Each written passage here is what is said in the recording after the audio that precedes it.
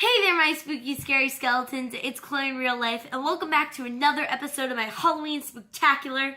Today, I'm going to show you how to make this really easy to make and super cute bracelet. I use these little skeleton beads and these really cool, like, stone beads. I don't know, they're really cool and I like them. And I love the way that it turned out. So, let me show you how to make it. Alright, so the things you're going to need for this project are some little skull beads. I found these at Michael's and they were actually on a really good sale and I think they're just so cute. Then the next thing you're going to need are some crystals. I'm using red, but you can use whatever color you want. You can use orange, purple, green, or if you want to do a more pastel goth look, you could do pinks or purples. You can do whatever color you want. And then I had these really cool, like, rock, almost cratery looking beads. So I'm going to use these because I think that'll make it look really cool. You're going to need some elastic string, a tape measure, a little bit of glue, and some scissors. So the first thing we're going to do is use a tape measure to measure my wrist and see how big we're going to make the bracelet. Alright, so let's measure it. It's about roughly 6 inches. Yeah, I'm going to say about 6 inches. Now, what you want to do is to add about 3/4 or an inch to my 6 inches. So I'm going to make mine about 7 inches long because the beads are kind of big and we don't want them digging into my skin or having the bracelet being too snug.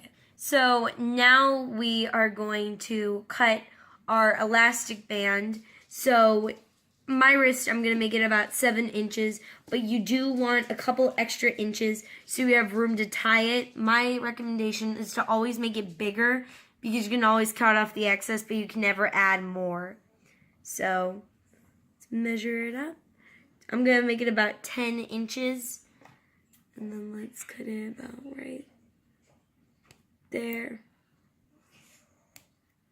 There we go.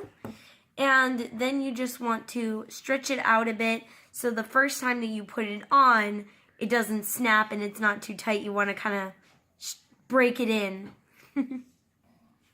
Alright, so I'm working on this little beading tray. It's not necessary. It's just nice because if you're working with multiple types of beads, it's easy to just line it all up. And it's a great way to keep your beads organized and just keep everything just clean and nice.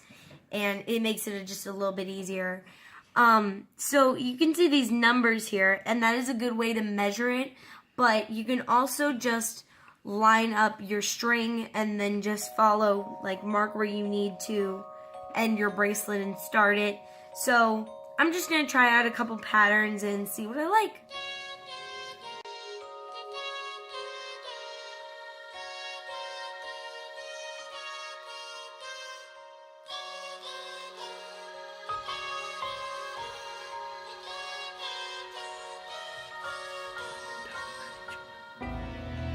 Alright, so I have a couple patterns here.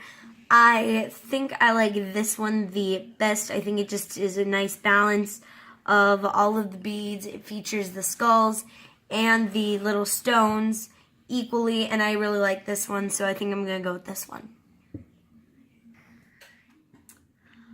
Alright, now before we start stringing on our beads, we need to start the ending bead. So what you're going to do is you're just going to feed it through like normal, and you want to leave some room for the tail so you can tie it. And we're going to hold this there, and then we're going to wrap it around our finger and feed it through the other side. If I can grab the string. We feed it through the other side here. We pull the tail, and there it is here. And now you can just adjust it and then pull it tight, and then it won't come off. And then you can start stringing on the rest of your beads.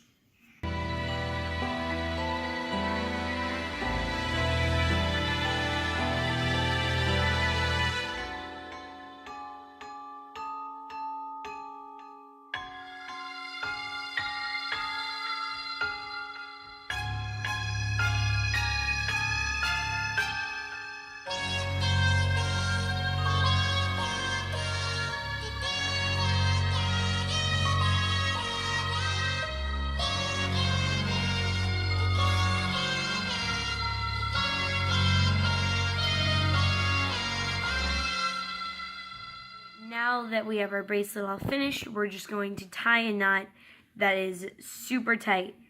We want the knot really tight. I can't grab the string. Alright, now that this is really tight, we're going to make it a double knot.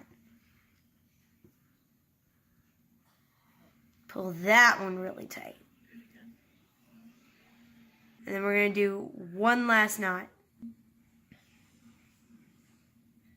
Oops. Okay, there we go. The only thing it's hard to work with clear string because you can't see it sometimes. There we go. Now that we have our knot, okay, so we're going to pull it really tight because you don't want your bracelet just falling off. We're just going to take some glue.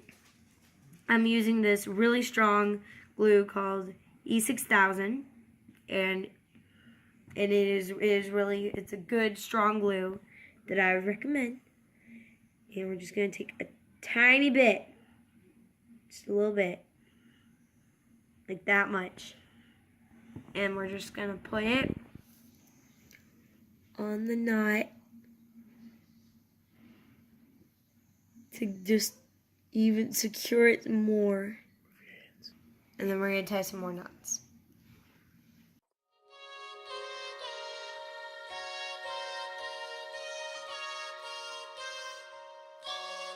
So now we're just going to snip the edges off. And we're done. So that was super easy to make. It took me only a few minutes. The supplies was really inexpensive, and it was pretty fun too. I still have some materials left over, so I might make some earrings or a necklace, or maybe make some for my friends. That'd be really cool for like a Halloween squad. It'd be pretty awesome. So I really like the way that this came out. Don't forget to like, comment, and subscribe so you don't miss the rest of my Spooktacular.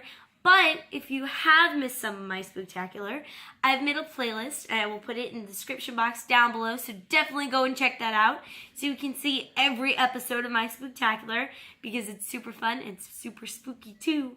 So don't forget to follow me on Facebook, Twitter, and Instagram at ClayNoel910, and I'll see you all next time, and don't forget to stay spooky. Bye!